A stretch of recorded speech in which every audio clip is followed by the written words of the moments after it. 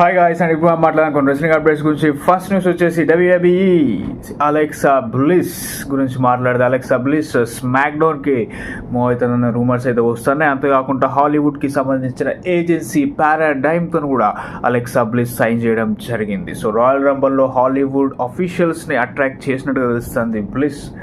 So ఇది ఇంకొక move అని చెప్పుకోవచ్చు. పారాడైమ్తో సైన్ చేయడం హాలీవుడ్ ఏజెన్సీ ఏమైనా యాక్టింగ్ రోల్స్ కానీ లేకపోతే యాడ్స్ కానీ షూటింగ్ రిలేటెడ్ ఏమన్నా ఉంటే 100% అలెక్సా బ్లిస్ తరపున అడ్వకేట్ అయితే చేయడం జరుగుతుంది పారాడైమ్. సో త్వరలోనే అలెక్సా బ్లిస్ని హాలీవుడ్ మూవీలో చూద్దామని అయితే కోరుకుందాం. So she is officially on SmackDown. So SmackDown ఉండబోతుంది. వైట్ 6 కూడా స్మాక్ డౌన్లోనే ఉన్నారు. మరి అలెక్సా బ్లిస్ వైట్ 6తో కలుస్తుందా లేకపోతే తన own goddess 5 feet of fury పర్సన్తో వెళ్తుందా అనేది అయితే చూడాలి. అంతేకాకుండా డకోటా కా ఇంజూర్ అయింది కదా, ఇంకొక 2 weeks వస్తుంది అన్న రూమర్స్ అయితే వస్తున్నాయి. సో చూడాలి. అన్ఫార్చునేట్ రాయల్ రంబల్లో కంపీట్ చేసేది ఒకవేళ తను క్లియర్గా ఉండుంటే. But let's see next Dakota కాయ్కి ఏంటిది డ్యామేజ్ కంట్రోల్. ఇయో స్కై కూడా తన రెసల్మేనియా స్పాట్ అయితే కోల్పోయింది, ఎలిమినేషన్ ఛాంబర్లో ఉండడం లేదు. మరి వీళ్ళిద్దరు ఏం చేస్తారు డ్యామేజ్ కంట్రోల్ నుంచి అనేది అయితే చూడాలి. ఆస్కా ఇంకా రాలేదు, ఇంజురీ నుంచి అవుట్ ఆఫ్ యాక్షన్. సో తను మరి ఎప్పుడు వస్తారన్న డీటెయిల్స్ కూడా ఇంకా తెలియదు. అండ్ జేడ్ కార్గిల్ గురించి మాట్లాడుకుంటే జేడ్ కార్గిల్ ట్రైనింగ్ అయితే స్టార్ట్ చేసింది అంటే తనకు అసలు ఏం ఇంజురీ అయింది అనేది అయితే తెలియదు. సో ఇప్పుడైతే ఒక హ్యాపీ న్యూస్, రెసల్ మేనియాకి ముందే జేడ్ కార్గిల్ వచ్చే ఛాన్స్ అయితే ఉంది అంట. సో జేడ్ కార్గిల్ పైన దాడి జరిగింది, మనందరం చూసినాం. స్మాక్ డౌన్లో ఎవరు అనేది అయితే ఇంకా బయటికి రాలేదు. నేనైతే బియాంకా బెలెరే అనుకుంటాను. సో మరి మీరు ఎవరు అనుకుంటారు? జేడ్ కార్గిల్ మీద దాడి చేసింది. అండ్ అంతేకాకుండా జేడ్ కార్గిల్ రిటర్న్ అయితే తన రెసల్ మేనియా అపోనెంట్ ఎవరు ఉండబోతారు? నా స్పెక్యులేషన్ అయితే Bianca Belair versus Jade Cargill 1-on-1 రెసల్ మేనియాకి లీడ్ చేస్తుంది కావచ్చు అని నేను అనుకుంటాను. అండ్ అంతేకాకుండా ఇంకొక బిగ్గెస్ట్ ఎలిమినేషన్ చేంబర్ న్యూస్ అయితే నేను మీకు బ్రేక్ చేస్తా. రెసల్మేనియా 41కి ట్రిపుల్ థ్రెట్ మ్యాచ్ అని అయితే రూమర్స్ వస్తున్నాయి. Roman Reigns, Seth Rollins, CM punk. ఒకవేళ ఈ ట్రిపుల్ థ్రెట్ కనుక 100% కన్ఫర్మ్ అయితే ఎలిమినేషన్ చేంబర్ గెలిచేది none other than the 16-time champ John Cena. తను రాయల్ రంబల్ ప్రెస్ కాన్ఫరెన్స్లో చెప్పింది కదా గెలుస్తానే. 100% డ్యాబ్ షూర్గా చెప్తాను జాన్ సీనా ఎలిమినేషన్ చేంబర్ గెలవబోతాడు. ఎవరు ఏది చెప్పినా నమ్మకండి, ఇదైతే 100% ట్రూ. నేను ఎప్పుడు 100% అన్నానో ఎప్పుడు తప్పైతే కాలేదు. సో ఇప్పుడు కూడా నేను 100% చెప్తాను. జాన్ సీనా ఎలిమినేషన్ చేంబర్ గెలుస్తాడు టొరంటో, కెనడా, రాజర్స్ సెంటర్లో. గుర్తుపెట్టుకోండి ఈ మాట.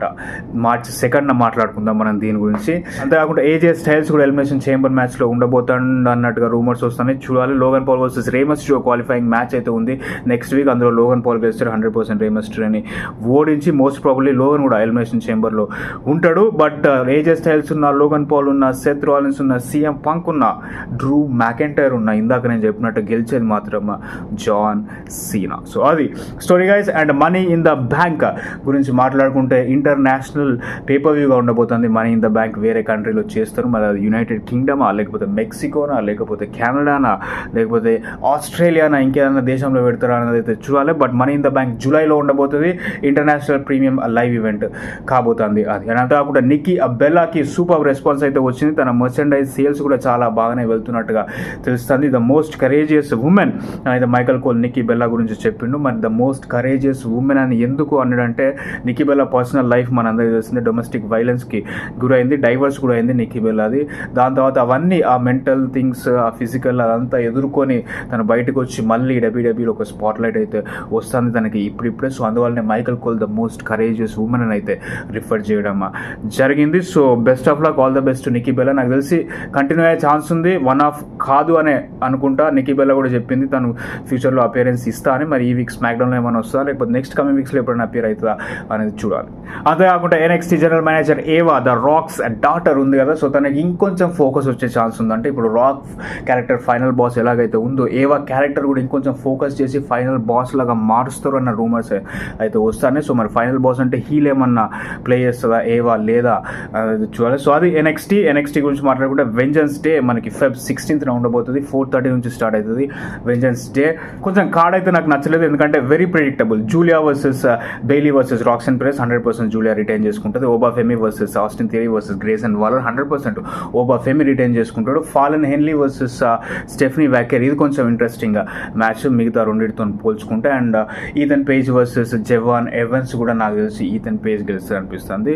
బట్ ఒక సర్ప్రైజ్ అయితే ఉంది, ఒక టీజ్ అయితే అయితే వస్తుంది NXTలో ఒక గ్యాంగ్ డేబ్యూ చేసే ఛాన్స్ ఉంది వెంజన్స్ డేలో. ఆ కలర్ బార్ వస్తుంది కదా, కలర్ బార్ వచ్చి వెళ్ళిపోతుంది. సో ఆ హింట్ అయితే వచ్చింది. మరి వాళ్ళు ఎవరు కొత్త స్టార్స్ NXTకి వచ్చేది, లేకపోతే ఆల్రెడీ ఉన్న స్టార్సే రీప్యాకేజ్డ్గా ఏమన్నా వస్తారు క్యారెక్టర్ మార్చుకొని అని తెలుసుకోవాలంటే మనం Feb 16th వెంజన్స్ డే వరకు అయితే వెయిట్ చేయాల్సి ఉంటుంది. అంతేకాకుండా WWE and super ball NFL యూఎస్లో వెరీ బిగ్ స్పోర్ట్. మన క్రికెట్ ఎలాగో యునైటెడ్ స్టేట్స్లో NFL అలాగా రగ్బీ ఫుట్బాల్.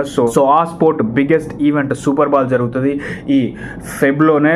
న్యూ ఆర్లిన్స్ లూయిజియానా నుంచి అయితే ఆ సూపర్ బాల్ జరుగుతుంది. అండ్ WWE NFL కలిసి ఒక కొత్త బెల్ట్ని తయారు చేసే ఛాన్స్ ఉందంట సూపర్ బాల్ అండ్ WWE. అంతేకాకుండా ఆ సూపర్ బాల్ జరిగే సమయంలోనైనా లేకపోతే దానికి ముందా దానికి తర్వాత అయినా న్యూ ఆర్లిన్స్లో ఒక అనౌన్స్మెంట్ చేస్తుంది అంట. So according to the latest update, నా వీడియో కనుక మీరు చూస్తుంటే నేను ఇంతకుముందు వీడియోస్లో చెప్పిన రెసల్మేనియా 41 ఇప్పుడు లాస్ వేగస్లో జరుగుతుంది కదా, 42 న్యూ ఆర్లిన్స్ లూయిజియానాలో జరిగే ఛాన్స్ ఉన్నట్టుగా రూమర్స్ అయితే వస్తాయి. సో మరి అదే అనౌన్స్మెంట్ రెసల్మేనియా 42 అనౌన్స్ చేస్తారు న్యూ ఆర్లిన్స్ లూయిజియానాలో లేదా అనేది చూడాలి. న్యూ ఆర్లిన్స్లో ఆల్రెడీ రెసల్మేనియా 33 జరిగింది, మీకు గుర్తుంటే 33గా 34 జరిగింది. 34 న్యూ ఆర్లిన్స్ లూయిజియానాలో జరిగింది. అండ్ అంతేకాకుండా ఇప్పుడు 42 కూడా జరిగే అవకాశం అయితే ఉంది ఒకవేళ అదే అనౌన్స్మెంట్ అయితే. అండ్ 43 గురించి కూడా మనం డిస్కస్ చేసుకున్నాం. ఇండియానాపోలిస్ ఇండియానా రాయల్ రంబుల్ ఎక్కడ జరిగిందో అక్కడనే రెసల్మేనియా 43 అంటే 2027. బట్ మనం ఫస్ట్ 2025ది ఫినిష్ చేసుకోవాలి రెసల్మేనియా లాస్ వేగస్ 41 నుంచి. దాని తర్వాత న్యూ ఆర్లిన్స్ అనౌన్స్మెంట్ ఈ ఫెబ్లో